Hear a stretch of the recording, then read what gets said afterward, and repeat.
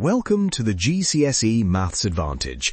I'm Dr. James Carter, and every episode I'm going to break down one topic, show you where the marks are, and give you a quick win you can use in your next exam. Whether you're targeting a grade 7 or pushing for a 9, let's get into it. Hook. This one question lost more marks than any other on last year's papers.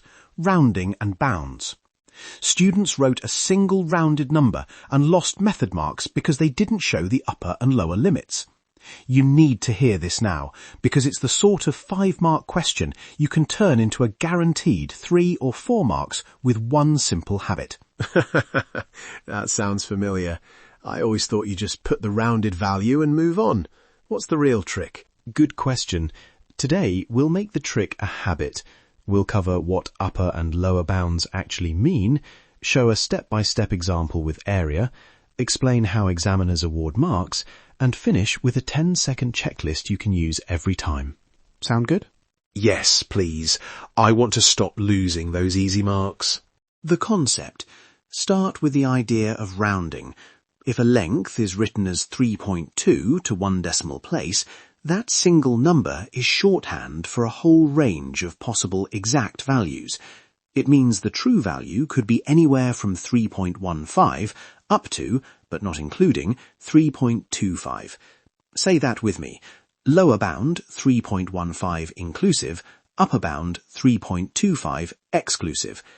Why exclusive at the top? Because 3.25 would round to 3.3, so it's not included.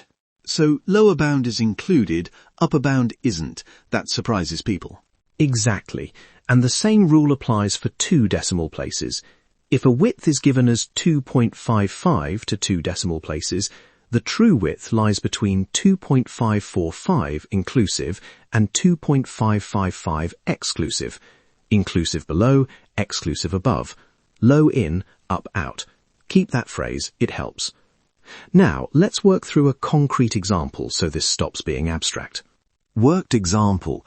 A rectangle has length 3.2 centimeters to 1 dp and width 2.55 centimeters to 2 dp. Find the bounds of the area. Step 1. Write the bounds for each measurement. Length 3.15 less than or equal to L less than or equal to 3.25. Width 2.545 less than or equal to W less than or equal to 2.555. Write those down. Examiners want to see them. Why do we write those first? Can't we just multiply 3.2 by 2.55 and be done? You could multiply the rounded numbers, but that loses marks because the question asks about bounds. The examiner is checking whether you understand the possible error. For positive measurements, the smallest possible area comes from the smallest length multiplied by the smallest width, and the largest area from the largest length times the largest width. So for this rectangle, the area bounds are 3.15 times 2.545 less than or equal to A less than 3.25 times 2.555.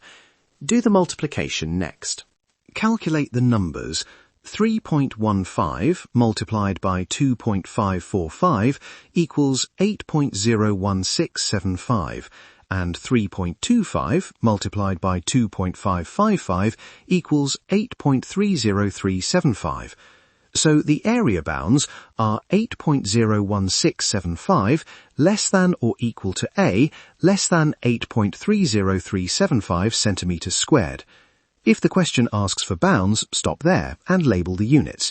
If it asks for bounds to a particular accuracy, then round the interval ends appropriately, but keep the inequality direction and exclusivity correct. Would I ever write the upper bound with a less than equals sign? I always panic with inclusive and exclusive. Don't panic. Remember, the lower bound is inclusive. Use less than or equal to. The upper bound is exclusive. Use less than. Say aloud, lower in, upper out. That will stop most sign errors. Also label which rounding it came from. 3.2 to 1 dp implies 3.15 less than or equal to L less than 3.25. Short, clear, examiner friendly. The exam technique. Marks are split between showing method and giving the final interval. For a typical 3-mark question, you might see M1 for writing the bounds for each measurement, M1 for combining them correctly in a method, for example, writing 3.15 times 2.545 less than or equal to A less than or equal to 3.25 times 2.555, and A1 for the final evaluated interval, or a correctly rounded interval. For longer questions, the same idea scales up. Method marks reward clear, correct setup, even if you can't finish the arithmetic. So if I can't finish the multiplication, I should still write the setup to get marks? Absolutely. Write it down. Write it down, don't just think it. If you show 3.15 multiplied by 2.545 is less than or equal to A, less than or equal to 3.25 multiplied by 2.555, you'll usually secure at least 2 method marks even if you run out of time. Examiners love a clear setup. Common mistakes that lose marks: using the rounded numbers only, forgetting to show bounds for every measured value, reversing inclusivity signs, and truncating the upper bound to an inclusive value by accident. Also watch discrete quantities. If a question involves counting whole items, bounds work differently. We'll put that on the practice sheet. But for continuous measurements, the inclusive-exclusive rule holds. OK, give me the quick win, the thing I can use in the next exam. Quick win, a 10-second checklist you can use on every rounded number question. Say it quietly to yourself as you write. 1. Write the bounds for every measured value. Lower inclusive, upper exclusive. 2. Carry at least 1 extra decimal place in your working. Carry extra precision. 3. Multiply or substitute using the bounds and label the final interval with units. Memory trick: low in, up out. Low in, up out. If you do these 3 things, you'll stop dropping the easy marks. Low in, up out. I can remember that. Carry extra precision. Does that mean don't round intermediate answers? Yes. Keep a few extra digits when you multiply, then round only at the end if the question asks. That avoids rounding errors compounding. Also, label your bounds clearly on the paper. 3.15 less than L less than 3.25. Examiners scan for that immediately. Practice walkthrough. Past paper style question. I'll time this like an exam. A cylindrical vase has radius given as 4.2 centimeters to 1 dp and height 10.5 centimeters to 1 dp. Find bounds for the volume. Step 1. Bounds for radius r. 4.15 less than or equal to r less than or equal to 4.25. Bounds for height h. 10.45 less than or equal to h less than or equal to 10.55. Write those down. Step 2. Volume V equals pi r squared h, so write the method for bounds. Pi times 4.15 squared times 10.45 less than or equal to V less than or equal to pi times 4.25 squared times 10.55. That's the method mark. If you can evaluate those numbers, you'll get accuracy marks. If you can't, the setup is still worth points. So even with pi and squares, I should still show the bounds formula. Good to know. Exactly.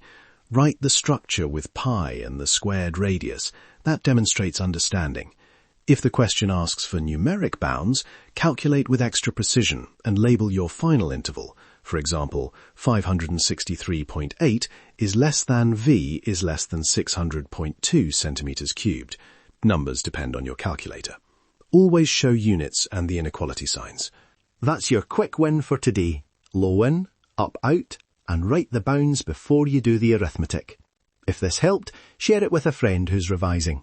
You'll find more worked solutions and a downloadable bounds practice worksheet at jcacademyonline.co.uk.